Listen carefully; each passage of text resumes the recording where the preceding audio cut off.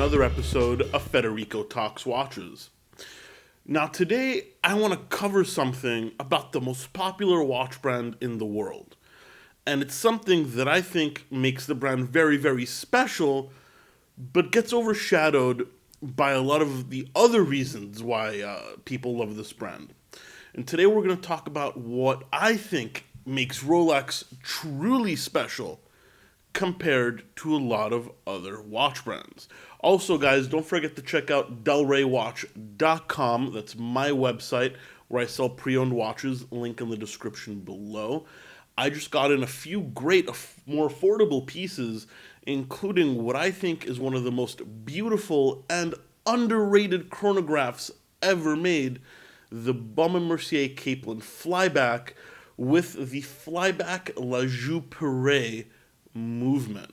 A brand that really doesn't get enough love, but I think this is the best watch they've made in a long time, and I love that dial. Go check it out on delraywatch.com.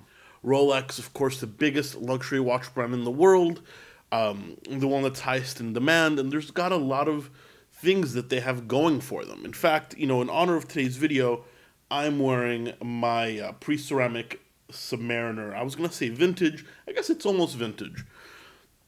Rolex, the best resale value out of any brand, along with Patek Philippe, the most in-demand watch, the most iconic luxury watch. All of these things make Rolex really special. And some people arguably, especially my friend Mike B, would say that I'm a little bit of a Rolex hater.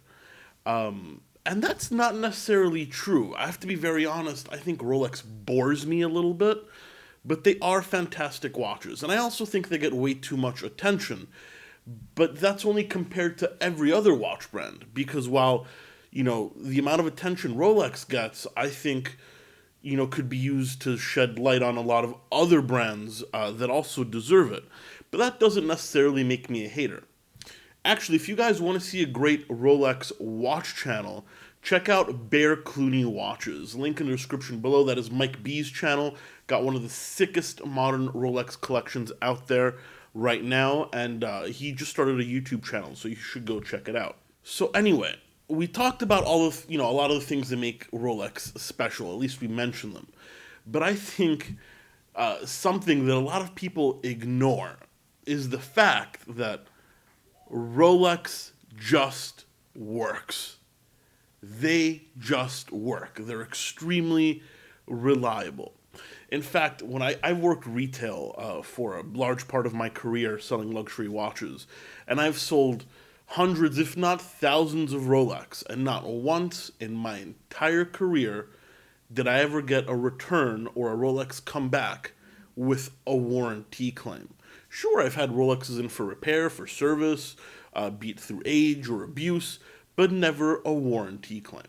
Which is funny because there were some brands that when I was working, and I won't mention the brands or the store out of respect, also because this was a long time ago, when certain brands sold, me and my other salesman friend buddies, we'd make a bet. Is that watch coming back or not? Or, in some cases, how long will it take for that watch to come back under warranty? The truth is, you guys would be surprised to know how many watches come back on warranty claims, especially the new fancy schmancy in-house movements, which is why I'm such a big lover of ETA. Now, of course, I don't want to scare you. This doesn't happen with every watch, but there are some brands that are more notorious than others, and Rolex is the complete opposite. Now, yes, a lot of people say, well, Federico, why doesn't Rolex use an open case back? Well, the truth is, their movements are ugly. I mean, they're not very well decorated. They're assembled on an assembly line. They're certainly not pretty. And some could argue they're not hot horology. Or, they're borderline luxury. And you know what? I think there's some merit to those arguments. I mean, as I said, they're certainly not pretty, but they're extremely accurate. They're tough as nails, they're easy to service. Any competent watchmaker can service a 3135 if you can get parts. And of course, they are tough as nails. I mean, Rolexes can go decades without services. And I'm not saying you should, you know, go a decade without a service. It's not great for the movement. But I've seen Rolexes run 40, 50, 60, 70 years and still keep a relatively accurate time, and they've never been serviced by a watchmaker. And I think this is one of the reasons why people love the brand. Because a lot of people that buy Rolex, they're not watch people. They just buy it because they finally want a good watch, and they think Rolex, and they put it on and they just forget about it. They never have to worry about the service center. They never have to worry about, a lot of these kind of headaches that watch collectors run into.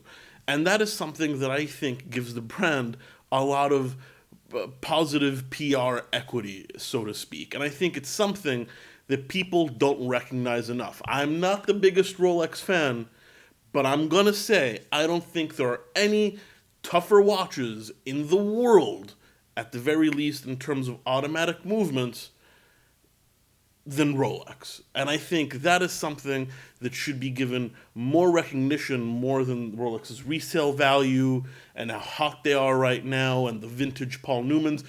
People should talk more about their reliability. I think it's something that is super underappreciated. Anyway, guys, what do you think? Do you have the same experiences as I do? What watches have you had to send back under warranty multiple times? I'd love to know. Leave a comment in the comment section below.